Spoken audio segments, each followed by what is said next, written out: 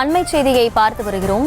RSS அணிவகுப்புக்கு அனுமதி அளிக்கும் விவகாரத்தில் பொறுமையை சோதிக்க வேண்டாம் என இது தொடர்பான வழக்கில் தமிழக அரசுக்கு உயர்நீதிமன்றம் எச்சரிக்கை விடுத்திருக்கிறது. விவரங்களை செய்தியாளர் மதியழகன் வழங்க கேட்கலாம்.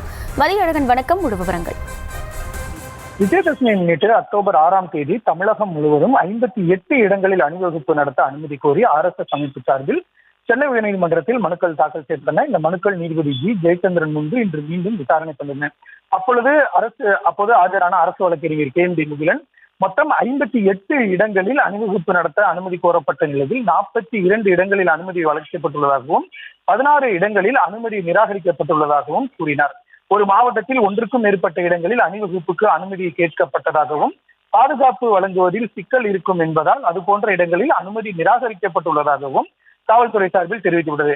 மனுதாரர்கள் தரப்பில் ஆஜரான வழக்கறிஞர்களை பொறுத்தவரை நேர கட்டுப்பாடு உள்ளிட்ட 2 புதிய கட்டுப்பாடுகளை போலீசார் விதித்துள்ளதாகவும் சமூக விரோத அமைப்புகளுக்கு அனுமதி அளிக்கப்படும் நிலையில் தங்களுக்கு அனுமதி மறுக்கப்பட்டுள்ளதாகவும் தெரிவிக்கப்பட்டது.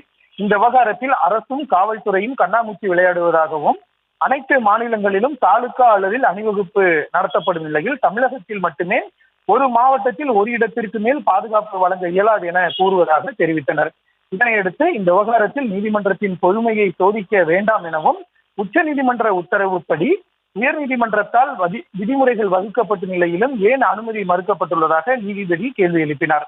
ஏற்றுக்கொள்ளக்கூடிய காரணங்களை கூறினால் அதனை ஏற்றுக்கொள்ளலாம் என தெரிவித்த நீதிபதி பல இடங்களில் அற்ப காரணங்களை கூறி அனுமதி மறுக்கப்பட்டுள்ளதாக தெரிவித்தார். இவ்வாறு அற்ப காரணங்களை கூறும் அதிகாரிகள் மீது நீதிமன்ற அவமதிப்பு நடவடிக்கை எடுத்தால் என்ன எனவும் கேள்வி எழுப்பினார். ஒரு மாவட்டத்தில் ஒரு இடங்களுக்கு மேல் பாதுகாப்பு வழங்குவதில் சிக்கல் என தெரிவிக்கும் நிலையில் திமுக பவளவிழா நிகழ்ச்சிக்கு ஒரே நாளில் பல்வேறு இடங்களில் எப்படி பாதுகாப்பு வழங்கப்பட்டது என கேள்வி எழுப்பினார். இதனையடுத்து அனுமதி மறுக்கப்பட்ட 16 இடங்களில் அனுமதி வழங்குவது குறித்தும் ஏற்கனவே அனுமதி வழங்கப்பட்ட இடங்களில் விதிக்கப்பட்டுள்ள நிபந்தனைகளை மறு ஆய்வு செய்தும் தெரிவிக்குமாறு காவல்துறைக்கு உத்தரவிட்ட நீதிபதி விசாரணையை நாளைக்கு ஒத்திவைத்தார்.